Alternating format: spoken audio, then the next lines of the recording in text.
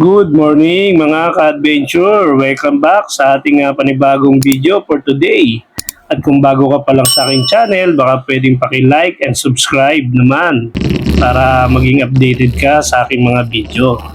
At ang adventure natin sa kalsada ngayon ay ang pupuntahan natin ay ang Nasugbu, Batangas. Sa another day, another rides ni Boss Juno! At ang araw pala ngayon ay Linggo, May 24, 2026. At umalis tayo ng Pasig mga around 1:30 p.m. So expected darating tayo ng 5 p.m. sa may Nasugbu, Batangas. Kasi mga 3 hours ang bayahin natin, 110 kilometers.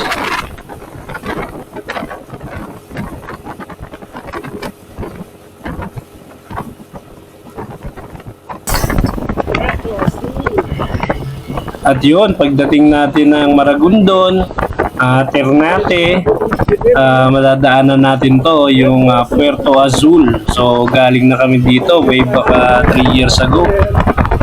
Kay Subic yung pinuntahan natin dyan. Meron din dyan yung Cool Wave, Puerto Azul. So minsan papasyalan natin yan. At dito sa Ternate Road, ang dami ring namimitik. So kasi ang daming umaakit din dito nakamotor. Kasi ang ganda ng kalsada, lamig ng panahon, banking. So panalo, solid. Pero ingat-ingat din kasi paminsan-minsan may mga tumatawid ng mga unggoy dito, napakarami nila. At pag nadaanan mo na yan Sinalan Bridge, malapit ka na sa Cabiang Tunnel.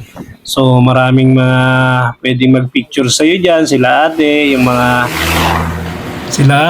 mga nagtitinda. So bahala ka na kung magkano ibigay mo sa kanila or bumili ka ng kanilang mga paninda. At pumasok ka na ng tunnel, nakagawian na kailangan mong bumusina ng malalakas. So from Cabiang Tunnel, 40 minutes na lang away sa ating destination sa Nasugbu, Batangas. At di ka pa nakakalayo sa Cabiang Tunnel, ang dami na talagang magandang resort din dito sa Maragondon. Kaya lang medyo pababa, rocky, pero sobrang ganda ng tubig. Kaya lang syempre kung may kasama tayong mga pabebe, mahirap maglakad pababa.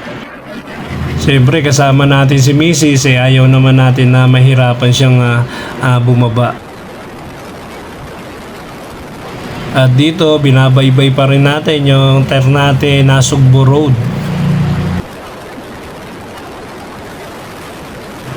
At mag-i-enjoy ka talaga sa pagmamaneho rito kasi nga kabilaan, makita mo bundok, maganda yung kalsada, so panalong-panalo talaga. At dito madadaanan nyo rin yung Luok Bridge.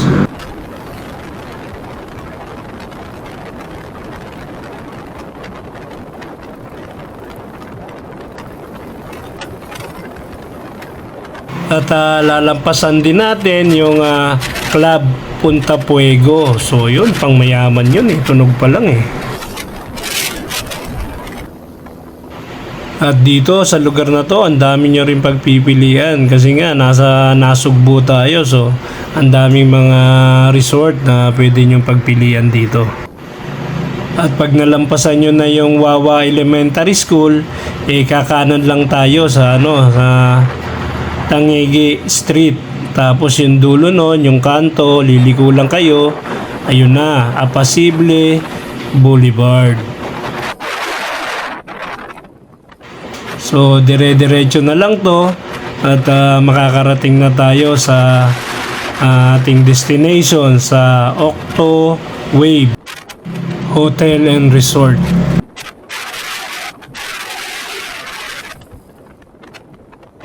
So gawing kanan lang to, nasa may corner lang siya banda.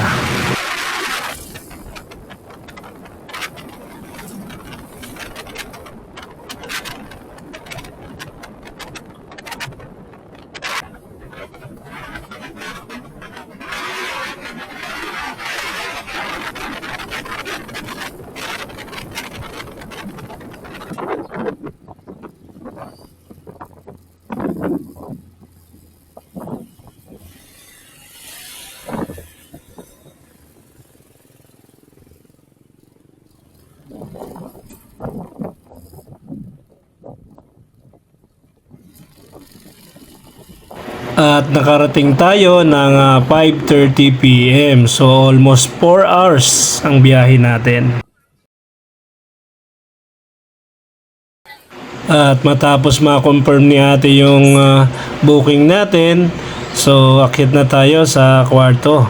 So mabilis ang tour lang, meron ditong fire exit, pwede ka rin bumaba dyan, coming from your room, papunta sa may swimming pool. So ito yung aming kwarto. So okay naman, malaki yung kama, malamig yung aircon, at may kasama na rin silang mga towel, toiletries, so kahit papano goods na rin yun. At nga pala, nabook namin tong for 2, may kasama ng breakfast. So ang binayaran ko rito is 3,800 all in all.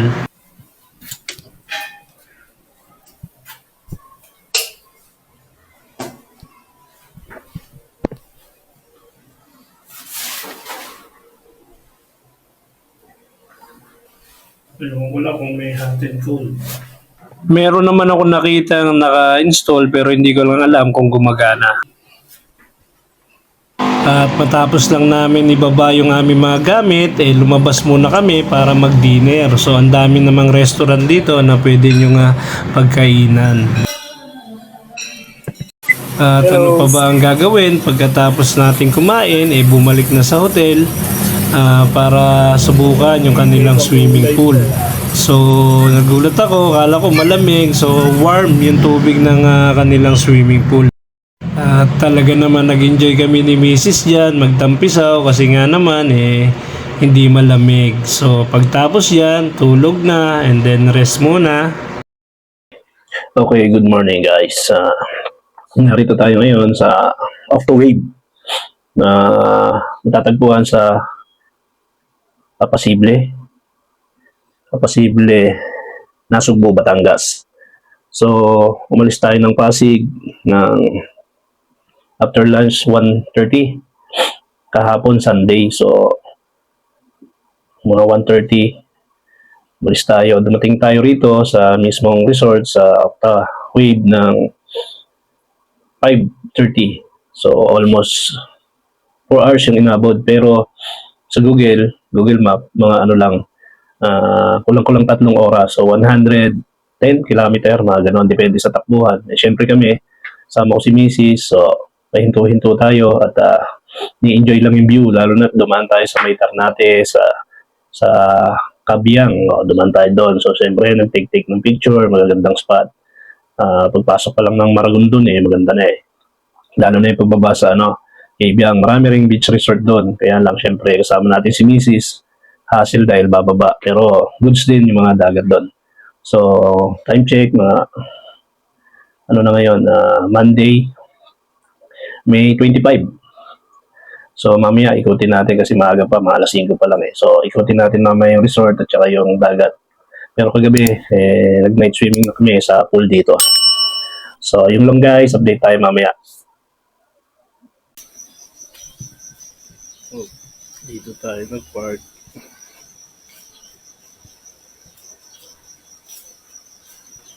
Parking, okay naman, secure, siguro mga 6 na car kasya. Ito, malaking kubo rin to, no? Good for 15 packs. Tapos yan, may mga open cottage, may maliliit na kubo, meron ding kubong for family. So, yun, tingnan nyo, napakaganda ng lugar nila. Malinis yung area. Okay dito.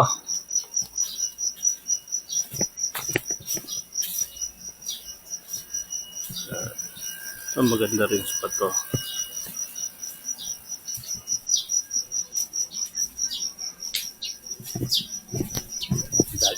Dagat.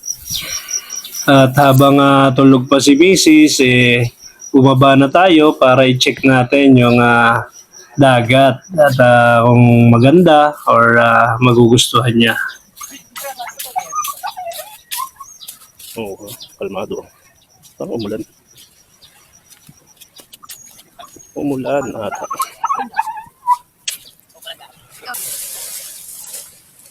So, Dagat. Dami kalat. Ang dami lang medyo kalat kasi nakita ko kagabi rito maraming mga tipon-tipon, nagtayo ng kanilang mga tent. So yung mga pinag-inuman nila mga naiwan. Pero pagbalik namin nilinis na nung nagapaglinis dito. So yun. Dagat.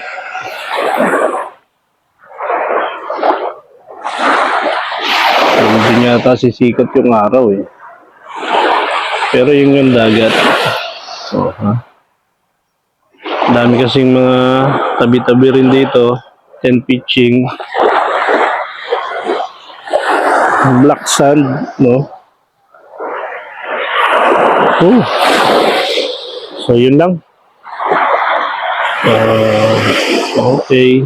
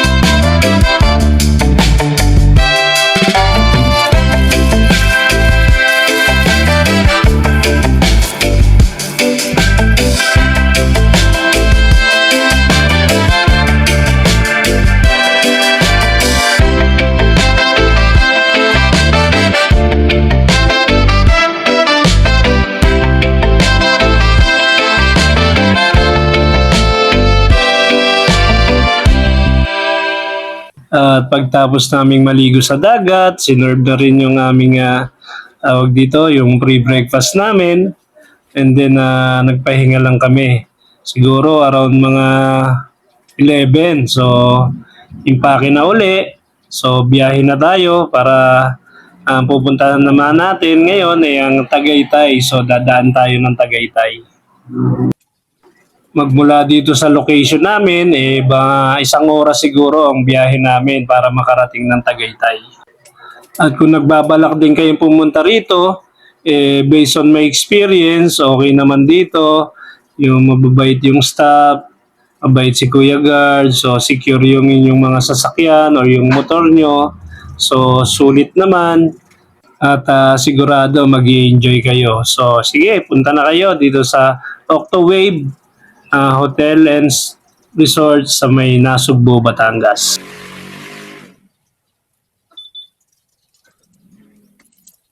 Ngayon, nakarating kami ng Tagaytay. So first time kong dumaan dito sa overpass nila. Natapos na pala to. Hesitate pa ako nung una kasi kala ko bawal yung motor, yung pala yung mga e-bike lang palang hindi pwede. At pag nasa Tagaytay kami, hindi kami dadaan dito para bumili ng buko pie. At dahil nandito tayo sa Tagaytay, kakain tayo ng mainit-init na sabaw na bulalo. At habang kumakain ka, ito pang yung maririnig, may biglang lalapit sa'yo para kayo ay kantahan. Oh, kinakatantahan. Sabi na, para makakain tayo. Sandaan. Sandaan.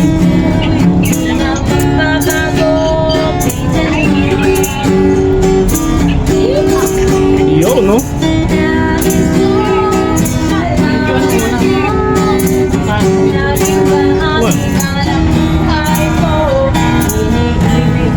At ayun guys, natapos na ang ating video for today. At kung nagustuhan mo naman ang video ito, baka pwedeng paki-like and subscribe naman, ring the bell button para maging updated ka sa aking mga susunod pang mga laboy. Sa another day, another rise ni Boss Juno. God bless.